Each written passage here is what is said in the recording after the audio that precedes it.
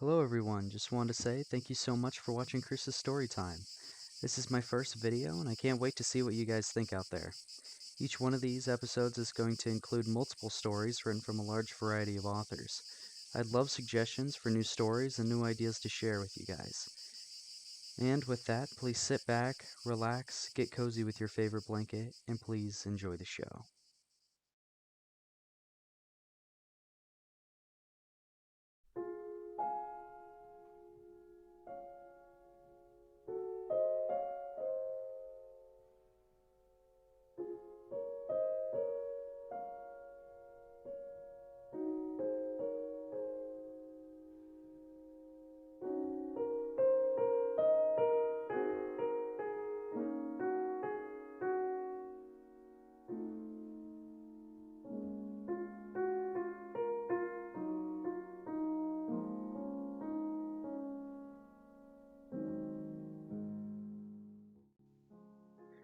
The first day of school, our professor introduced himself and challenged us to get to know someone we didn't already know.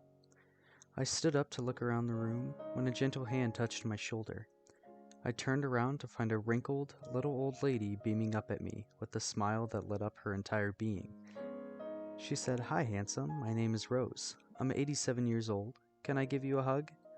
I laughed and enthusiastically responded, "Of course you may." She gave me a giant squeeze. "Why are you in college at such a young, innocent age?" I asked. She jokingly replied, "I'm here to meet a rich husband, get married, and have a couple kids." No, seriously, I asked. I was curious what may have motivated her to be taking on this challenge at her age. "I always dreamed of having a college education, and now I'm getting one," she told me. After class, we walked to the Student Union building and shared a chocolate milkshake. We became instant friends. Every day for the next 3 months, we would leave class together and talk nonstop. I was always mesmerized listening to this time machine as she shared her wisdom and experience with me.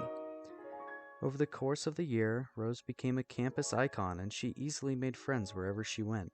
She loved to dress up and she reveled in the attention bestowed upon her from the other students. She was living it up.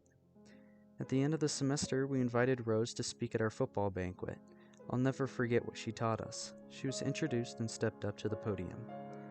As she began to deliver her prepared speech, she brought her 3x5 cards on the floor. Frustrated and a little embarrassed, she leaned into the microphone and simply said, "I'm sorry, I'm so jittery. I gave up beer for Lent and this whiskey is killing me. I'll never get my speech back in order, so let me just tell you what I know." As we laughed, she cleared her throat and began. "We do not stop playing because we are old. We grow old because we stop playing. There are only 4 secrets to staying young, being happy, and achieving success. You have to laugh and find humor every day. You've got to have a dream. When you lose your dreams, you die. We have so many people walking around who are dead and don't even know it. There's a huge difference between growing older and growing up. If you are 19 years old and lie in bed for 1 full year and don't do one productive thing, you will turn 20 years old. If I am 87 years old and stay in bed for a year and never do anything, I will turn 88. Anybody can grow older. That doesn't mean any talent or ability. The idea is to grow up by always finding opportunity and change. Have no regrets.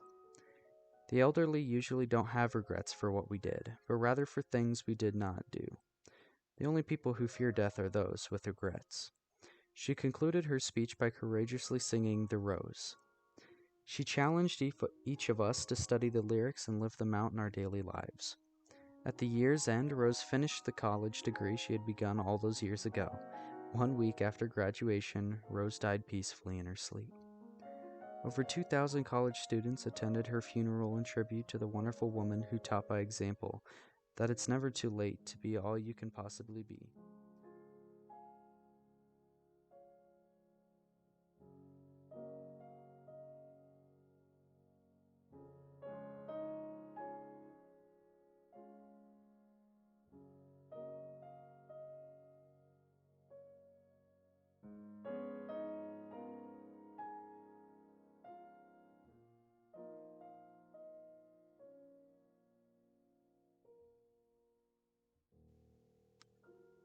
Once upon a time, a good many years ago, there was a traveler.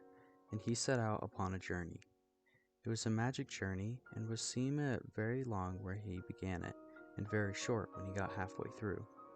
He traveled along a rather dark path for some little time, without meeting anything, until at last he came to a beautiful child. So he said to the child, "What do you do here?" And the child said, "I am always at play. Come and play with me." So he played with that child the whole day long, and they were very merry. The sky was so blue, the sun was so bright, the water was so sparkling, the leaves so green, the flowers so lovely, and they heard such singing birds and saw so many butterflies that everything was beautiful. This was in fine weather. When it rained, they loved to watch the falling drops and to smell the fresh scents. When it blew, it was delightful to listen to the wind and fancy what it said. As it came rushing from its home, where was that, they wondered?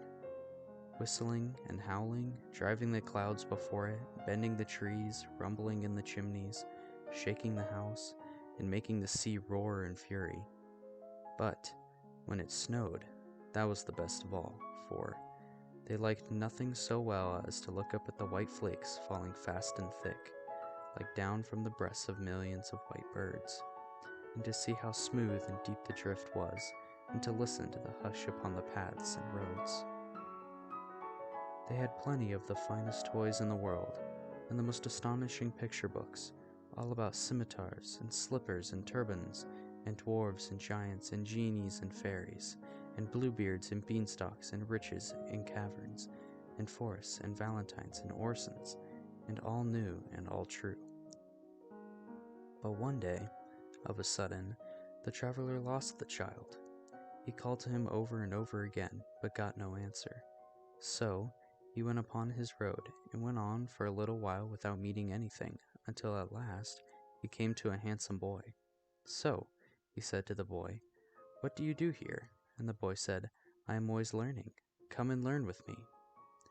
So he learned with that boy about Jupiter and Juno, and the Greeks and the Romans, and I don't know what, and learned more than I could tell, or he either, for he soon forgot a great deal of it. But they were not always learning. They had the merriest games that ever were played. They rode upon the river in summer, and skated on the ice in winter. They were active afoot and active on horseback, at cricket, and all games at ball, at prisoner's base, hare and hounds, follow my leader, and more sports than I can think of. Nobody could beat them. They had holidays too, and 12th cakes, and parties where they danced till midnight, and real theaters where they saw palaces of real gold and silver rise out of the real earth, and saw all the wonders of the world at once. As to friends, they had such dear friends, and so many of them, that I wanted time to reckon them up. They were all young, like the handsome boy, and were never to be strange to one another all their lives through. Still, one day, in the midst of all these pleasures, the traveler lost the boy as he had lost the child, and, after calling to him in vain, went on upon his journey. So he went on for a little while without seeing anything, until at last he came to a young man. "So," he said to the young man, "what do you do here?"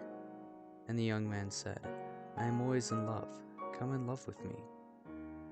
So he went away with that young man, and presently they came to one of the prettiest girls that ever was seen, just like Fanny in the corner there, and she had eyes like Fanny, and hair like Fanny, and dimples like Fanny's, and she laughed and colored just as Fanny does while I am talking about her. So the young man fell in love directly, just as somebody I won't mention the first time he came here did with Fanny. Well, he was teased sometimes, just as somebody used to be by Fanny, and they quarreled sometimes, just as somebody and Fanny used to quarrel, and they made it up, and sat in the dark, and wrote letters every day, and never were happy asunder, and were always looking out for one another and pretending not to, and were engaged at Christmas time, and sat close to one another by the fire, and were going to be married very soon, all exactly like somebody I won't mention, and Fanny. But the traveler lost them one day, as he had lost the rest of his friends, and, after calling to them to come back, which they never did, went on upon his journey. So he went on for a little while without seeing anything, until at last he came to a middle-aged gentleman. "So," he said to the gentleman, "what are you doing here?" And his answer was, "I am always busy. Come and be busy with me." So he began to be very busy with that gentleman, and they went on through the wood together. The whole journey was through a wood, only it had been open and green at first, like a wood in spring, now began to be thick and dark, like a wood in summer. Some of the little trees that had come out earliest were even turning brown. The gentleman was not alone, but had a lady of about the same age with him, who was his wife, and they had children who were with them too. So they all went on together through the wood, cutting down the trees and making a path through the branches and the fallen leaves, and carrying burdens and working hard. Sometimes they came to a long green avenue that opened into deeper woods. Then they would hear a very little, distant voice crying, "Father, Father, I am another child, stop for me!" And presently they would see a very little figure, growing larger as it came along, running to join them. When it came up, they all crowded round it and kissed and welcomed it, and then they all went on together. Sometimes they came to several avenues at once, then they all stood still, and one of the children said, "Father, I am going to sea." And another said, "Father, I am going to India." And another, "Father, I am going to seek my fortune where I can." And another, "Father, I am going to heaven." So, with many tears at parting, they went, solitary, down those avenues, each child upon its way, and the child who went to heaven rose into the golden air and vanished. Whenever these partings happened, the traveler looked at the gentleman, and saw him glance up at the sky above the trees, where the day was beginning to decline, and the sunset to come on. He saw, too, that his hair was turning gray, but they never could rest long, for they had their journey to perform, and it was necessary for them to be always busy. At last, there had been so many partings that there were no children left, and only the traveler, the gentleman, and the lady went upon their way in company.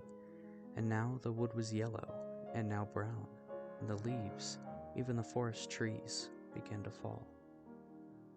So they came to an avenue that was darker than the rest, and were pressing forward on their journey without looking down it when the lady stopped. "My husband," said the lady, "I am called." They listened, and they heard a voice a long way down the avenue say, "Mother, Mother." It was the voice of the first child, who had said, "I am going to heaven." And the father said, "I pray not yet. The sunset is very near. I pray not yet." But the voice cried, "Mother, Mother," without minding him, for his hair was now quite white, and tears were on his face. Then the mother, who was already drawn into the shade of the dark avenue and moving away with her arms still around his neck, kissed him and said, "My dearest, I am summoned, and I go."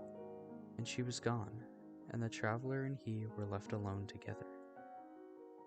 And they went on and on together, until they came to the very near end of the wood, so near that they could see the sunset shining red before them through the trees. Yet, once more, while he broke his way among the branches, the traveler lost his friend. He called and called, but there was no reply, and when he passed out of the wood and saw the peaceful sun going down upon a wide purple prospect, he came to an old man sitting on a fallen tree. So he said to the old man, "What do you do here?" And the old man said with a calm smile, "I am always remembering. Come and remember with me." So the traveler sat down by the side of that old man, face to face with the serene sunset, and all his friends came softly back and stood around him. The beautiful child, the handsome boy, the young man in love, the father, mother, and children, every one of them was there, and he had lost nothing. So he loved them all, and was kind and forbearing with them all, and was always pleased to watch them all. They all honored and loved him. And I think the traveler must be yourself, dear grandfather, because this is what you do to us, and what we do to you.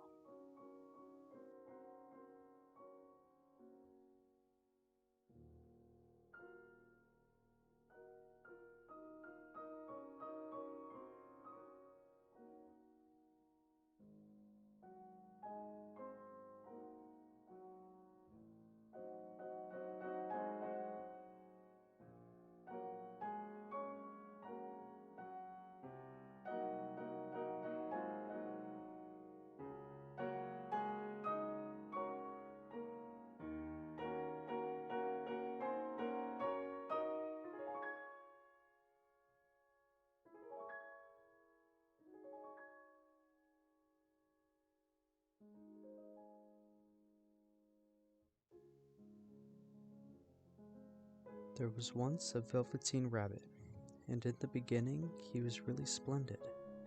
He was fat and bunchy, as a rabbit should be. His coat was spotted brown and white. He had real thread whiskers, and his ears were lined with peak satin. On Christmas morning, when he sat wedged at the top of the boy's stocking, with the sprig of holly between his paws, the effect was charming. There were other things in the stocking, nuts and oranges and a toy engine, and chocolate almonds and a clockwork mouse, but the rabbit was quite the best of all. For at least 2 hours, the boy loved him, and the aunts and uncles came to dinner, and there was a great rustling of tissue paper and wrapping of parcels. In the excitement of looking at all the new presents, the Velveteen Rabbit was forgotten. For a long time he lived in the toy cupboard or on the nursery floor, and no one thought very much about him. He was naturally shy, and being only made of velveteen, some of the more expensive toys quite snubbed him. The mechanical toys were very superior, and looked down upon everyone else. They were full of modern ideas, and pretended they were real. The model boat, who had lived through 2 seasons and lost most of his paint, caught the tone from them and never missed an opportunity of referring to his rigging in technical terms.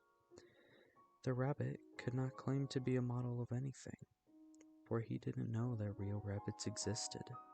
He thought they were all stuffed with sawdust like himself, and he understood that sawdust was quite out of date and should never be mentioned in modern circles. Even Timothy, the jointed wooden lion, who was made by the disabled soldiers, and should have had broader views, put on airs and pretended he was connected with the government. Between them all, the poor little rabbit was made to feel himself very insignificant and commonplace, and the only person who was kind to him at all was the skin horse. The skin horse had lived longer in the nursery than any of the others. He was so old that his brown coat was bald in patches and showed the seams underneath, and most of the hairs in his tail had been pulled out to string bead necklaces. He was wise, for he had seen a long succession of mechanical toys arrive to boast and swagger, and by break their mainsprings and pass away, and he knew that they were only toys and would never turn into anything else. For nursery magic is very strange and wonderful, and only those playthings that are old and wise and experienced like the skin horse understand all about it. "What is real?" asked the rabbit one day, when they were lying side by side near the nursery fender, before Nana came to tidy the room. "Does it mean having things that buzz inside you and stick out handle?" "Real isn't how you are made," said the skin horse. "It's a thing that happens to you when a child loves you for a long, long time, not just to play with, but really loves you. Then you become real." "Does it hurt?" asked the rabbit. "Sometimes," said the skin horse, for he was always truthful. "When you are real, you don't mind being hurt." "Does it happen all at once, like being wound up?" he asked, "or bit by bit?" "It doesn't happen all at once," said the skin horse. "You become. It takes a long time. That's why it doesn't often happen to people who break easily, or have sharp edges, or who have to be carefully kept. Generally, by the time you are real, most of your hair has been loved off and your eyes drop out and you get loose in the joints and very shabby. But these things don't matter at all, because once you are real, you can't be ugly, except to people who don't understand." "I suppose you are real?" said the rabbit, and then he wished he had not said it, for he thought the skin horse might be sensitive, but the skin horse only smiled. "The boy's uncle made me real," he said. "That was a great many years ago, but once you are real, you can't become unreal again. It lasts for always." The rabbit sighed. He thought it would be a long time before this magic called real happened to him. He longed to become real, to know what it felt like, and yet the idea of growing shabby and losing his eyes and whiskers was rather sad. He wished that he could become it without these uncomfortable things happening to him. There was a person called Nana who ruled the nursery. Sometimes she took no notice of the playthings lying about, and sometimes, for no reason whatever, she went swooping about like a great wind and hustled them away in cupboards. She called this tidying up, and the playthings all hated it, especially the tin ones. The rabbit didn't mind it so much, for wherever he was thrown, he came down soft. One evening, when the boy was going to bed, he couldn't find the china dog that always slept with him. Nana was in a hurry, and was in too much trouble to hunt for the china dogs at bedtime, so she simply looked about her, and seeing that the toy cupboard door stood open, she made a swoop. "Here," she said, "take your old bunny. He'll do to sleep with you." And she dragged the rabbit by one ear and put him into the boy's arms. That night, and for many nights after, the Velveteen rabbit slept in the boy's bed. At first he found it rather uncomfortable, for the boy hugged him very tight, and sometimes he rolled over on him, and sometimes he pushed him so far under the pillow that the rabbit could scarcely breathe. And he missed, too, those long moonlight hours in the nursery, when all the house was silent, and his talks with the skin horse. But very soon he grew to like it, for the boy used to talk to him, and made nice tunnels for him under the bedclothes that he said were like the burrows the real rabbits lived in. And they had splendid games together, in whispers, when Nana had gone away to her supper and left the nightlight burning on the mantelpiece. When the boy dropped off to sleep, the rabbit would snuggle down close under his little warm chin and dream, with the boy's hands clasped close round him all night long. And so time went on, and the little rabbit was very happy. So happy that he never noticed how his beautiful velveteen fur was getting shabbier and shabbier, and his tail coming unsewn, and all the pink rubbed off his nose where the boy had kissed him. Spring came, and they had long days in the garden, for wherever the boy went, the rabbit went too. He had rides in the wheelbarrow, and picnics on the grass, and lovely fairy huts built for him under the raspberry canes behind the flower border. And once, when the boy was called away suddenly to go out to tea, the rabbit was left out on the lawn until long after dusk, and Nana had to come and look for him with the candle, because the boy couldn't go to sleep unless he was there. He was wet through the dew and quite earthy from diving into the burrows the boy had made for him in the flower bed, and Nana grumbled as she rubbed him off with the corner of her apron.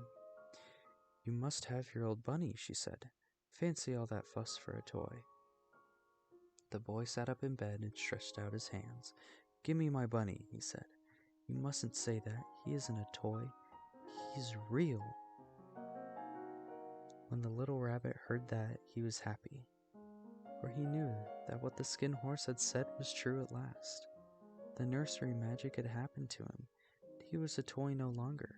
He was real. The boy himself had said it. That night, he was almost too happy to sleep, and so much love stirred in his little sawdust heart that it almost burst. And into his boot-buttoned eyes, that had long ago lost their polish, there came a look of wisdom and beauty, so that even Nana noticed the next morning when she picked him up and said, "I declare if that old bunny hasn't gone quite a knowing expression." That was a wonderful summer. Near the house where they lived, there was a wood, and in the long June evenings the boy liked to go there after tea to play. He took the Velveteen rabbit with him, and before he wandered off to pick flowers or play at brigands among the trees, he always made the rabbit a little nest somewhere along the bracken, where he would be quite cozy, for he was a kind-hearted little boy, and he liked Bunny to be comfortable.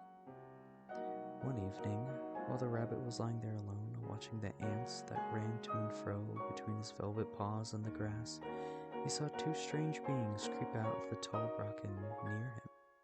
They were rabbits like himself, but quite furry and brand new. They must have been very well made, for their seams didn't show at all, and they changed shape in a queer way when they moved. One minute they were long and thin, and the next minute fat and bunchy. Instead of always staying the same like he did, their feet patted softly on the ground, and they crept quite close to him, twitching their noses. While the rabbit stared hard to see which side the clockwork stuck out, for he knew that people who jump generally have something to wind them up. But he couldn't see it. They were evidently a new kind of rabbit altogether. They stared at him, and the little rabbit stared back, and all the time their noses twitched. "Why don't you get up and play with us?" one of them asked. "I don't feel like it," said the rabbit, for he didn't want to explain that he had no clockwork. "Oh," said the furry rabbit, "it's as easy as anything," and he gave a big hop sideways and stood on his hind legs. "I don't believe you can," he said. "I can," said the little rabbit. "I can jump higher than anything." He meant when the boy threw him, but of course he didn't want to say no. "Can you hop on your hind legs?" asked the furry rabbit. That was a dreadful question, for the Velveteen rabbit had no hind legs at all. The back of him was made all in one piece, like a pincushion. He sat still in the bracken and hoped that the other rabbits wouldn't notice. "I don't want to," he said again, "but the wild rabbits have very sharp eyes." And this one stretched out his neck and looked. "He hasn't got any hind legs," he called out. "Fancy a rabbit without any hind legs." He began to laugh. "I have," cried the little rabbit. "I have got hind legs. I am sitting on them." "Then stretch them out and show me, like this," said the wild rabbit. And he began to whirl round and dance till the little rabbit got quite dizzy. "I don't like dancing," he said. "I'd rather sit still." But all the while he was longing to dance, for a funny new tickly feeling ran through him, and he felt he would give anything in the world to be able to jump about like these rabbits did. The strange rabbit stopped dancing and came quite close. He came so close that this time his long whiskers brushed against the Velveteen rabbit's ear, and then he wrinkled his nose suddenly and flattened his ears and jumped backwards. "He doesn't smell right," he exclaimed. "He isn't a rabbit at all. He isn't real." "I am real," said the little rabbit. "I am real. The boy said so." And he nearly began to cry. Just then was the sound of footsteps, and the boy ran past near them, and with a stamp of feet and a flash of white tails, the two strange rabbits disappeared. "Come back and play with me," called the little rabbit. "Oh, do come back. I know I am real." But there was no answer. Only the little ants ran to and fro, and the bracken swayed gently where the two strangers had passed. The Velveteen rabbit was all alone. "Oh dear," he thought. "Why did they run away like that? Why couldn't they stop and talk to me?" For a long time he lay very still, watching the bracken and hoping that they would come back. But they never returned. Presently the sun sank lower and the little white moths fluttered out, and the boy came and carried him home. Weeks passed, and the little rabbit grew very old and shabby, but the boy loved him just as much. He loved him so hard that he loved all his whiskers off, and the pink lining to his ears turned gray, and his nose brown spots faded. He even began to lose his shape, and he scarcely looked like a rabbit anymore, except to the boy. To him he was always beautiful. That was all that the little rabbit cared about. He didn't mind how he looked to other people, because the nursery magic had made him real. When you are real, shabbiness doesn't matter. And then, one day, the boy was ill. His face grew very flushed, and he talked in his sleep, and his little body was so hot that it burned the rabbit when he held him close. Strange people came and went in the nursery, and a light burned all night, and through it all the little Velveteen rabbit lay there, hidden from sight under the bedclothes, and he never stirred, for he was afraid that if they found him someone might take him away, and he knew that the boy needed him. It was a long, weary time, for the boy was too ill to play. The little rabbit found it rather dull with nothing to do all day long. But he snuggled down patiently, and looked forward to the time when the boy should be well again, and they would go out into the garden amongst the flowers and the butterflies, play splendid games in the raspberry thicket like they used to. All sorts of delightful things he planned, and while the boy lay half asleep, he crept up close to the pillow and whispered them in his ear. And presently the fever turned, and the boy got better. He was able to sit up in bed and look at the picture books, while the little rabbit cuddled close at his side, and one day they let him get up and dress. It was a bright, sunny morning, and the windows stood wide open. They had carried the boy out onto the balcony, wrapped in a shawl, and the little rabbit lay tangled up among the bedclothes, thinking. The boy was going to the seaside tomorrow. Everything was arranged, and now it only remained to carry out the doctor's orders. They talked about it all, while the little rabbit lay under the bedclothes, with just his head peeping out, and listened. The room was to be disinfected, and all the books and toys that the boy had played with in bed must be burnt. Hurrah, thought the little rabbit. Tomorrow we shall go to the seaside, for the boy had often talked about the seaside, and he wanted very much to see the big waves coming in, and the tiny crabs and the sand castles. Just then Nana caught sight of him. How about his old bunny, she asked. That? Said the doctor. Why, it's a mass of scarlet fever germs. Burn it at once. What nonsense. Get him a new one. He mustn't have that anymore. And so the little rabbit was put into a sack with the old picture books and a lot of rubbish, and carried out to the end of the garden behind the fowl house. That was a fine place to make a bonfire, only the gardener was too busy just then to attend to it. He had the potatoes to dig and the green peas to gather, but next morning he promised to come quite early and burn the whole lot. That night the boy slept in a different bedroom, and he had a new bunny to sleep with him. It was a splendid bunny, all white plush with real glass eyes. But the boy was too excited to care very much about it, for tomorrow he was going to the seaside, and that in itself was such a wonderful thing that he could think of nothing else. And while the boy was asleep, dreaming of the seaside, the little rabbit lay among the old picture books in the corner behind the fowl house, and he felt very lonely. The sack had been left untied, and so by wriggling a bit, he was able to get his head through the opening and look out. He was shivering a little, for he had always been used to sleeping in a proper bed. And by the time his coat had worn so thin and threadbare from hugging that it was no longer any protection to him. Nearby he could see the thicket of raspberry canes, growing tall and close like a tropical jungle, in whose shadow he had played with the boy on bygone mornings. He thought of those long sunlit hours in the garden, how happy they were, and a great sadness came over him. He seemed to see them all pass before him, each more beautiful than the other, the fairy huts and the flower bed, the quiet evenings in the wood when he lay in the bracken and the little ants ran over his paws, the wonderful day when he first knew that he was real. He thought of the skin horse, so wise and gentle, and all that he had told him. But what use was it to be loved and lose one's beauty and become real if it all ended like this? And a tear, a real tear, trickled down his little shabby velvet nose and fell to the ground. And then a strange thing happened, for where the tear had fallen, a flower grew out of the ground, a mysterious flower, not at all like the one that grew in the garden. It had slender green leaves the color of emeralds, and in the center of the leaves a blossom like a golden cup.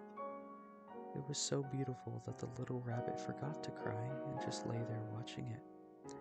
Presently the blossom opened, and out of it there stepped a fairy. She was quite the loveliest fairy in the whole world. Her dress was of pearl and dewdrops, and there were flowers round her neck and in her hair, and her face was like the most perfect flower of all. And she came close to the little rabbit and gathered him up in her arms and kissed him on his velveteen nose that was all damp from crying. "Little rabbit," she said, "don't you know who I am?"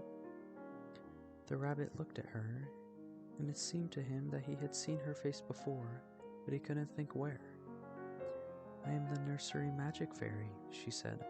"I take care of all the playthings that the children have loved. When they are old and worn out and the children don't need them anymore, then I come and take them away with me and turn them into real." "Wasn't I real before?" asked the little rabbit. "You were real to the boy," the fairy said, "because he loved you. Now you shall be real to everyone." And she held the little rabbit close in her arms and flew with him into the wood. It was light now, for the moon had risen. All the forest was beautiful, and the fronds of the bracken shone like frosted silver. In the open glade between the tree trunks, the wild rabbits danced with their shadows on the velvet grass. But when they saw the fairy, they all stopped dancing and stood round in a ring to stare at her. "I've brought you a new playfellow," the fairy said. "You must be very kind to him and teach him all he needs to know in Rabbitland, for he is going to live with you forever and ever." And she kissed the little rabbit again and put him down in the grass. "Run and play, little rabbit," she said. But the little rabbit sat quite still for a moment and never moved, for when he saw all the wild rabbits dancing around him, he suddenly remembered about his hind legs, and he didn't want them to see that he was made all in one piece. He didn't know when the fairy kissed him that last time she had changed him altogether, and he might have sat there a long time, too shy to move, if just then something hadn't tickled his nose, and before he thought what he was doing, he lifted his hind toe to scratch it. And he found that he actually had hind legs. Instead of dingy velveteen, he had brown fur, soft and shiny. His ears twitched by themselves, and his whiskers were so long that they brushed the grass. He gave one leap, and the joy of using those hind legs was so great that he went springing about the turf on them, jumping sideways and whirling round as the others did, and he grew so excited that when at last he did stop to look for the fairy, she had gone. He was a real rabbit at last, at home with the other rabbits. Autumn passed and winter, and in the spring, when the days grew warm and sunny, the boy went out to play in the wood behind the house. And while he was playing, 2 rabbits crept out from the bracken and peeped at him. One of them was brown all over, but the other had strange markings under his fur, as though long ago he had been spotted, and the spots still showed through. And about his little soft nose and his round black eyes there was something familiar, so that the boy thought to himself, "Why, he looks just like my old bunny that was lost when I had scarlet fever." But he never knew that it really was his own bunny, come back to look at the child who had first helped him to be real.